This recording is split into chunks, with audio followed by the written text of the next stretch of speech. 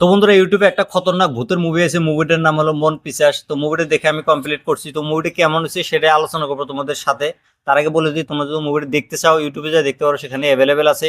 এই মুভিটা দেখার জন্য তোমাদেরকে কমসে কম 1 ঘন্টা 20 মিনিটের সময় দিতে লাগবে। তো এই মুভির কাহিনীর কথা যদি বলি, মুভির কাহিনীটা দেখানো হয়েছে 1960 সনের হাদমগাঁও নামের একটা গ্রামের।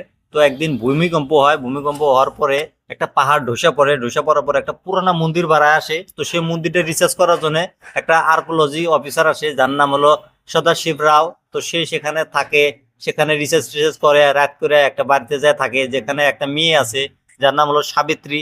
তো তারা দুজন মিলে একটা ঘরের ভিতরে থাকে। তো সাবিত্রী রান্নাবাড়া করে, সে খায়। তো সাবিত্রীর রান্নাবাড়ি খুবই খারাপ। তো একদিন হঠাৎ করে একটা কুত্তাকে দেখা পায় সদাশিব রাও। তো কুত্তাটাকে নিয়ে সে বাড়িতে আসে। তো সাবিত্রী তাকে ঘরে ঢুকতে দেয় না, কুত্তাটাকে বাইরে রাখে। তো সেদিন রাতে কুত্তাটা বাইরে থাকে, সদাশিব ঘরের ভিতরে থাকে। তো ঘরটা পুরা তালা মারা থাকে। তো সেদিন রাতে সদাশিব বাইরে আওয়াজ পায় যে কুত্তাটাকে কেউ খাইতেছে। তো সেদিন সকালবেলা এসে আবার দেখে যে কুত্তার খালি হাড্ডি গলায় পড়ে আছে, কিন্তু কুত্তার মাংস টাংস সব খায় হয়ে গেছে। তো আর এক সাইডে দেখানো হয়েছে রাত হলেই মানুষের ঘর আটকায় দেয়, সামনে একটা কেউ থাল রেখে দেয়, সবার ঘরের সামনে একটা করে থাল রাখে, পচা খাওয়া দাওয়া রেখে দেয়। তো সেই খাওয়াটা কি খাওয়া যায় সেটা যদি দেখতে চাও আর জানতে চাও, তাহলে তোমাদেরকে এই মুভিটা দেখতে লাগবে ইউটিউবে যায়। তো এই মুভিটা আমার কাছে কেমন লাগছে যদি বলি, এই মুভিটা কিন্তু আমার কাছে ভালো লাগছে ভাই। অসাধারণ কাহিনী ছিল ভাই। এই মুভির কাহিনীতে যেগুলো যেগুলো বস্তু দেখাইছে না ভাই, মানতে লাগো ভাই, অসাধারণ হচ্ছে ভাই। এই মুভির যে ডিরেক্টর রাহিওনেল ভার্বে, সে এর আগে অনেক ভালো ভালো মুভি বানাইছে, যেমন তুম্বার, মায়াসভা। তুম্বার মুভিটা তো আমার ফেভারিট মুভি ভাই। কিছুদিন আগে একটা মুভি এসেছিল মায়াসভা, সেই মুভিটা ভালো একটা কালেকশন করে দিতে পারে না, কিন্তু মুভিটা কিন্তু ভালো ছিল। তো এই মুভির কাহিনীটা যে দেখাইছে, আমাদের যে ক্যারেক্টারটা আছে সদাশিব রাও, সে একটা এমন ক্যারেক্টার, তার একটা এমন অহংকার আছে। তার বয়স হয়ে গেছে 50-60, এখন কিন্তু বিয়ে করে নাই কে।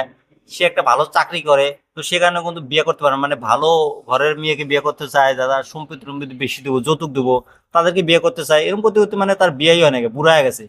তো তার ভিতরে একটা অহংকার আছে, সেই অহংকারটা লাস্টে জ্বলে পুড়ে ছাই হয়ে যাবো, সেটা তোমরা মুভি দেখলে বুঝতে পারবা। তো এই মুভির কথা যদি বলি, মুভিটা বানাইতে গেলে খরচ হয়েছে তোমার 33,000 টাকা। এটা একটা এআই মুভি। তো অসাধারণ ভাবে দেখানো হয়েছে এই মুভির কাহিনীটা।